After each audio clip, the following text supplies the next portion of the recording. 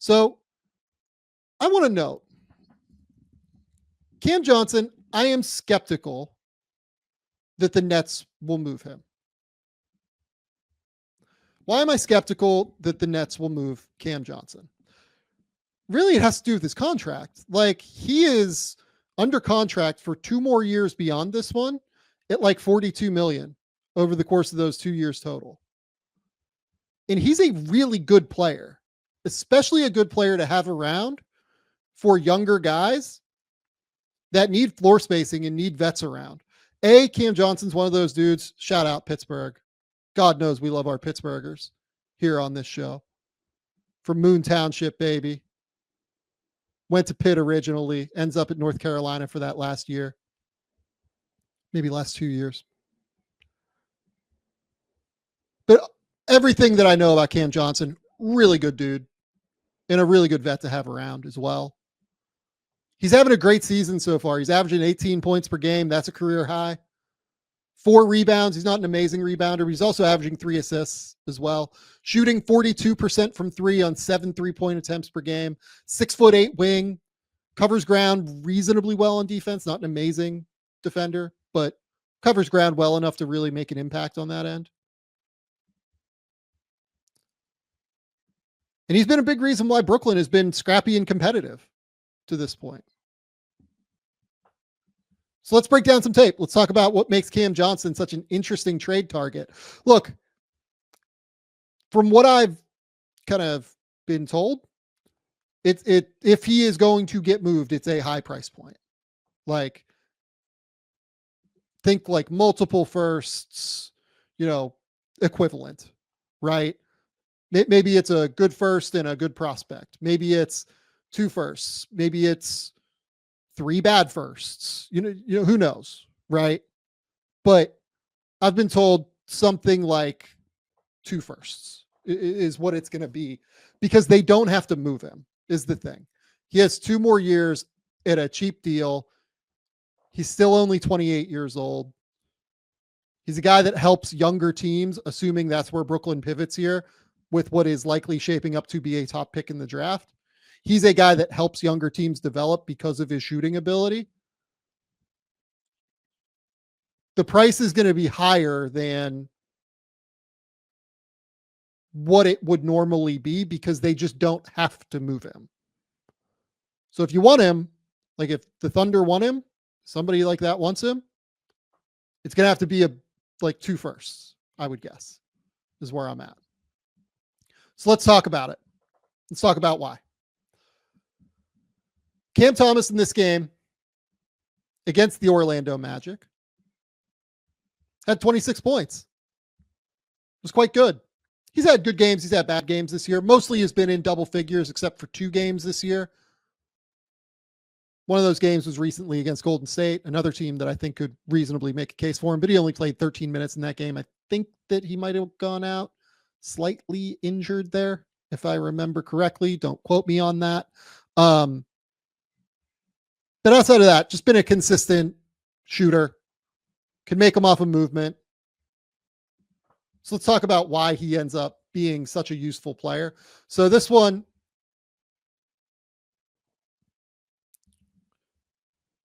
off the baseline out of bounds play, he's going to catch up here because his man falls down. I think that was Wendell Carter who was kind of responsible for him there. We can go back, check that. Yeah, Wendell kind of falls. Batadze ends up coming out high. And this is something that Cam Johnson didn't do a ton of in college and has showcased real improvement on. Dribble with the left hand, attack a closeout, drills the kick out, swing, back out to him, end of the shot clock, which is why he didn't get behind the 3-point line here. But just an awesome team player. This is kind of the perfect prime example of why he works for a contender. Catch, attack, closeout. Corner lift there from Wilson, kick out.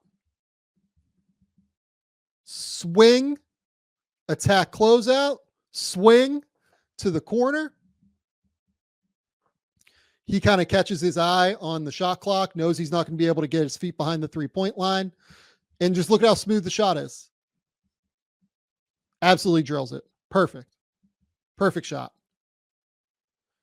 Defensively, look, I'm not going to sit here and call Cam Johnson like an awesome defender. I don't think he's a particularly awesome defender, but he's 6'8", he covers ground, and he does work. So here in this game, he largely guarded KCP. There aren't a ton of defensive clips necessarily in this game, just because KCP doesn't move around a ton within Orlando's offense right now. Here, probably gets a little bit too far over this way, angle-wise. But I like that he fights back at least. He could have just easily given this up. But he doesn't. He fights back, gets back into the play, contests the shot, misses it, which is good. So here, DHO, the shot ended up not going in, but you see here, I think that's Claxton just get absolutely drilled in the face by Jalen Suggs. But you do kind of see here, again, the movement. I like how he gets his feet set. He's one of those guys that can drill shots kind of from any footwork. He can go right, left. He can go off the hop. He can go left, right. You know, he can go backward. He can go forward with his momentum. He's just one of those really comfortable shooters. Kind of sidesteps this one. Nothing but net. They wave it off, but kind of a good, you know, scouting rep at least. So here, not super tall, or tall, but not a ton of elevation, really. I like this one because you kind of get to see, kind of just throws this ball out there against Mo Wagner off the bounce. Tries to go up inside hand to protect it.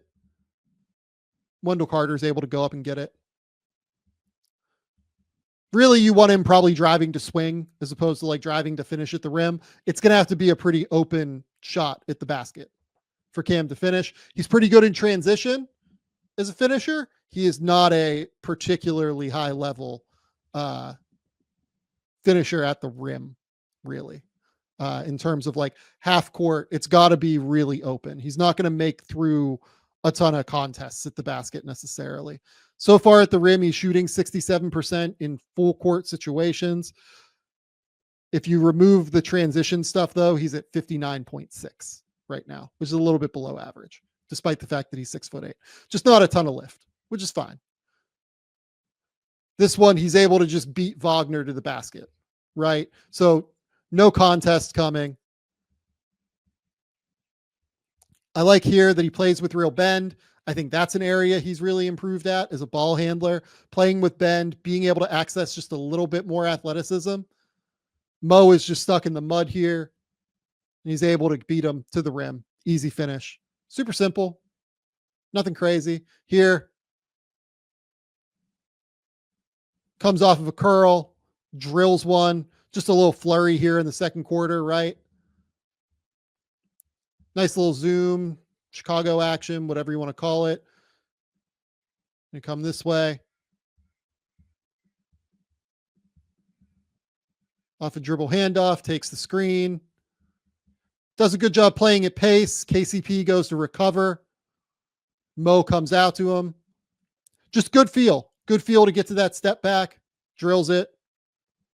Nice high release point as well, it's worth noting, on the shot, which I think does help you transition a little bit better to the playoffs when you can really jump into the shot and also take this with well over a 7-foot release point here. Ball's coming up way, way high. Drills it. This one, you know, again, just always sprays to the corners in transition. You can trust him. If he's in transition, he's going to find the corner. He knows that that's the most valuable shot in the league. Ball comes out of his hand just super cleanly. Drills it.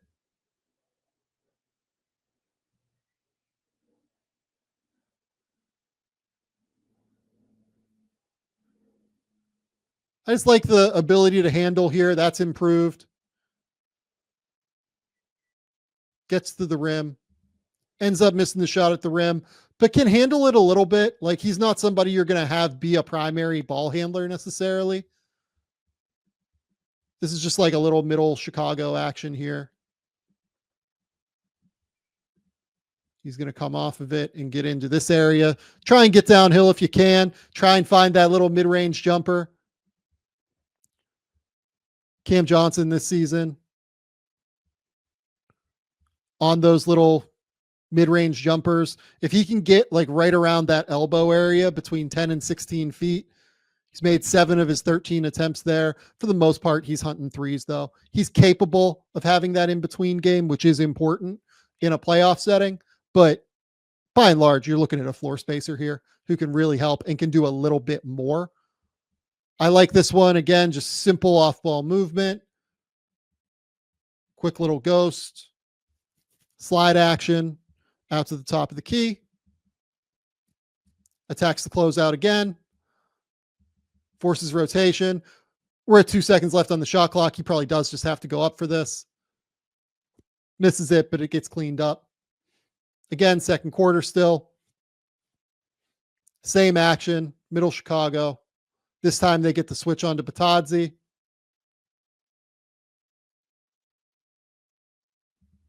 Gets fouled. He's shown a little bit more downhill than I can remember him showing really at any point in his career, if I'm being honest. I love this as well. Mo Wagner's trying to be physical with him, and he just absolutely shoves his ass. Or that's Franz. Just shoves him. Just like, get out of my way. Willing to be physical. Not a super physical player, but willing to be physical.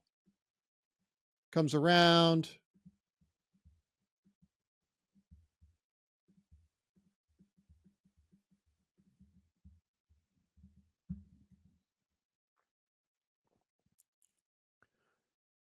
Gets the switch.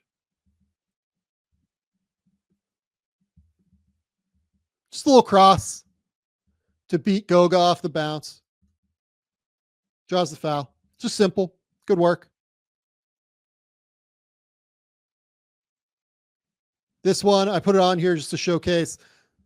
Willing defender. Really good instincts here. Understands what they're trying to do. He's looking this way. He sees his man here getting pinned, sealed up high by Franz. As soon as he sees Suggs make this pass, literally right now, he's already starting his rotation over. Anticipates it. Again, this isn't like a crazy scramble rotation where he forces a turnover or anything, but if he doesn't get there in time, that's probably an easy bucket. He's timely. He knows where he needs to be defensively. This one, you get kind of a vision of the size here.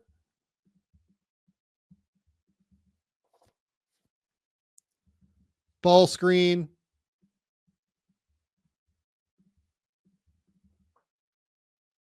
Flips it, and then he just decides to reject it and go. And again, I wouldn't call Cam Johnson a particularly physical player, but he's willing to get physical if he has to. Backs down KCP, a smaller player. Little scoop shot, finish. Love to see it.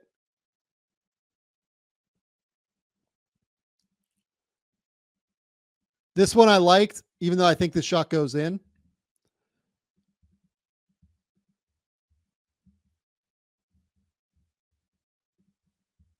He's down here, and he has to figure out quickly, hey, we're in a mismatch situation here. As soon as 2 guys here go to the ball and KCP gets this out to Cole Anthony, okay, I have to be available here and help. Even though I'm same side, we're probably screwed.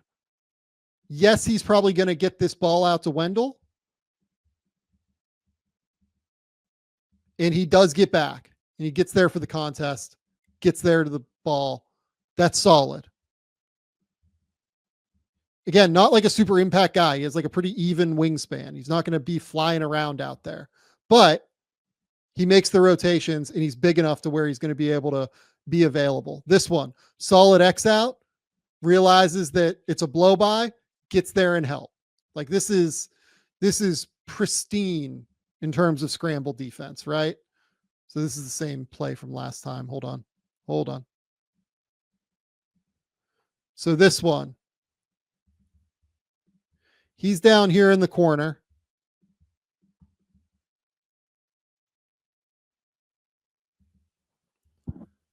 Here, he's available as the low man to tag once he sees Patadzi rolling. Patadzi hits the corner. Keon Johnson is too far in. This is a bad play by Keon Johnson. Keon Johnson is going to have to shoot out. That's an X out. As you can see by Xing out, Keon goes here. Cam Johnson goes here. Perfect. The way it's taught. Exactly what you're looking for. Keon just blows by. Cam tries to fight back, gives them a chance. They end up getting the ball. My Dewar jeans are truly my favorite piece of clothing that I own right now. They sent me out a pair of jeans and they are fantastic.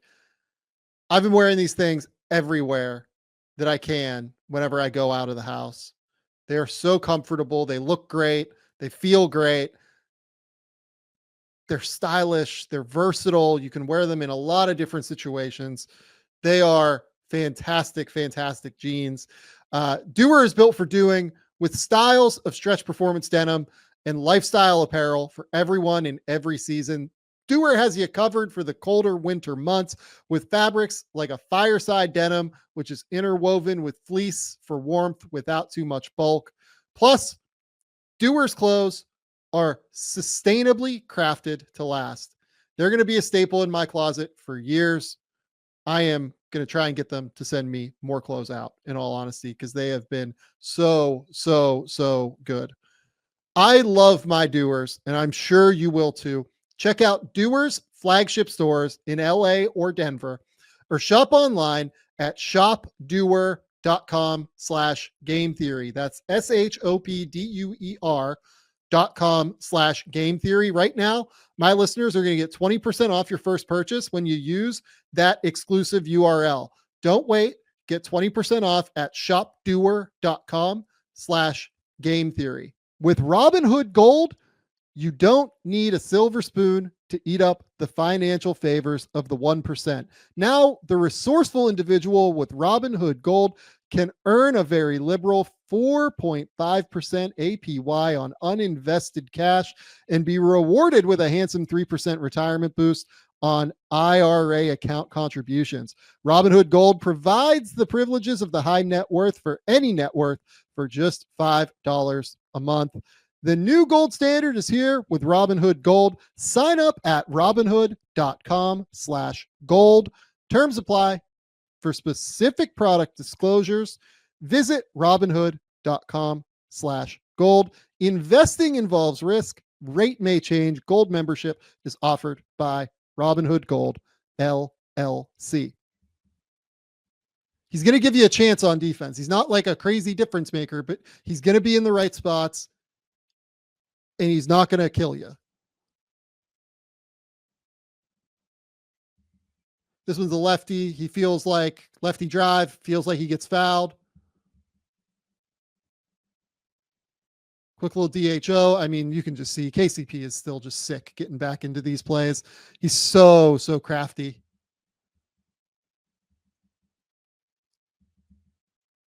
Goes up. Right foot, tries to wrap around the rim. I think he thinks KCP catches him like right here and throws off his balance.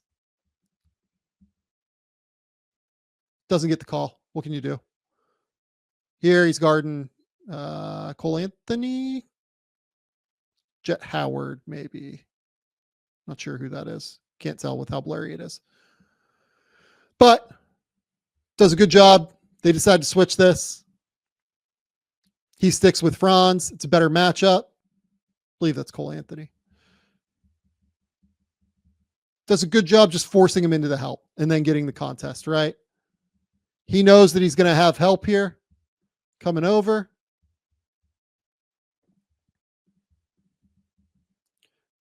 Gets the contest. Perfect. Exactly what you want. Does a good job looping behind the ball handler here. The best transition shooters, this is what they do, guys. He's all the way back here. He knows that if he loops around, it's going to be really hard to guard like a DHO situation in transition when you have all this space because guys have to go to the rim. Just look at this balance. I mean, straight up and down. Drills it. Perfect. Again, attacks the closeout, but gets to a step back.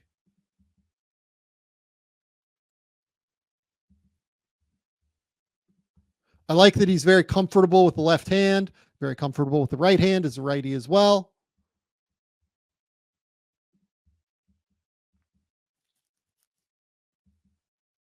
Just misses it, but that's a shot we're always comfortable with. Switches here onto Wendell Carter. This one's not a great defensive rep. This was actually probably the worst defensive rep that I saw.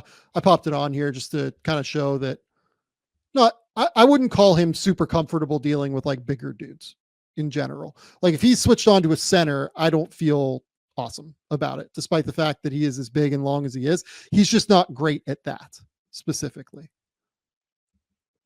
Here, he just kind of is camped out in a 1-point game in the lane, has no idea where his man is. It's too easy for Suggs. Just pops it up. Easy. I think he thinks he might have help coming once he sees that Suggs has beaten his man. I think he's hoping that one of Wilson or Schroeder might help the helper here. But I don't know. I think that that's just a little bit too inactive for me at the end of the day. Again, drive. If you can get him in like semi-transition opportunities, like this one where he can like use his length and extend out,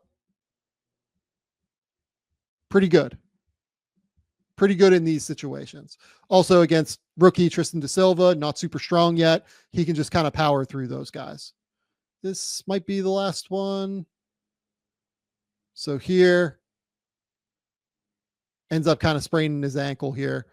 I put that on here just because, hey, could impact his value at the end of the day if they do decide to move him. Hopefully he's healthy, right? More than anything, we hope that he gets better. Didn't play tonight. They're saying day to day, so it's not expected to be a significant injury or anything.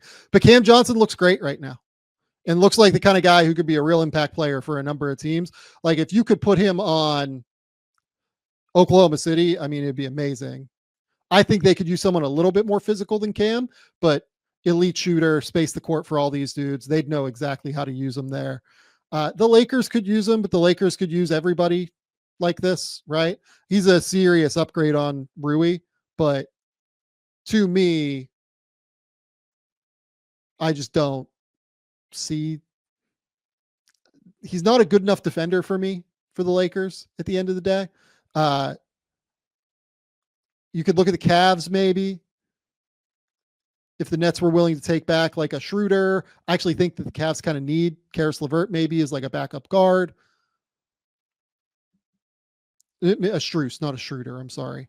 Maybe the Nets would like Max Strus. Wouldn't be impossible to me that that's the case. I quite like Max Strus, but I also think Strus would be really, really helpful. He from Pennsylvania. He likes Philly. My man. You don't know people from Pittsburgh. Definitely not the case. Look, I don't know. Maybe he's fine with Philly. I'm not saying he doesn't like Philly. He might, but don't just assume that he's from Pennsylvania means that he likes Philly. If he's a Pittsburgher, much like I am, there's not a whole lot of love there for that city. The Rockets for Cam Whitmore. I mean, I think Cam Whitmore is awesome, so I probably wouldn't do that. But Who knows what Rafael Stone is thinking. Obviously, the Rockets are going to have to do something like that. I mean, Cam Whitmore would make a ton of sense for them, in all honesty, as a Cam Whitmore in one pick or something like that. Super high upside swing for the Nets. I'm sure that that's kind of that's what they would love to get, but I don't know that that's what the Rockets need. I think the Rockets need more of a shot creator as opposed to a play finisher, more like Cam. I mean, maybe the Nets would do something like a Coro and Jalen Tyson and a pick or something like that, but that doesn't even get you there math wise. Now that I'm looking at it, it'd have to be like, it'd actually have to involve like LeVert. It'd have to be like a LeVert and Tyson and a pick or something like that to do it. If the Cavs wanted him, a couple other teams. I mean, he'd be amazing in Dallas. I have no idea how Dallas could do it, but he'd be just unbelievable in that scheme. I don't think the Bucks really have any mechanism to do it. I don't think Phoenix has any mechanism to do it. I mean, just kind of looking through all the other contenders, like Boston doesn't really have a mechanism to do it without trading one of their core pieces. The thing is too with Cam, like I wonder if it expands beyond the contenders as well. Cody Mueller brings up a team like the Spurs. If they want to accelerate things, yes, that would be really fun, actually. Kind of like a supercharge what they've gotten from Harrison Barnes to this point. It could be a team that's not a real contender that sees, okay, he's got 3 years left. Like this could really help us long term. Something like that could make sense. But look, I think he might get more than anybody on the trade market if he was to get moved, just because he is signed long term on a good deal. Like that 22 million as the cap rises over the next 2 years, like that's going to be under budget for what a normal starter is. Yeah, like Detroit with Cade and Ivy. Great idea. Like truly, like guys like this who can shoot, wide marketplace, shoot and like be not a sieve on defense, wide marketplace.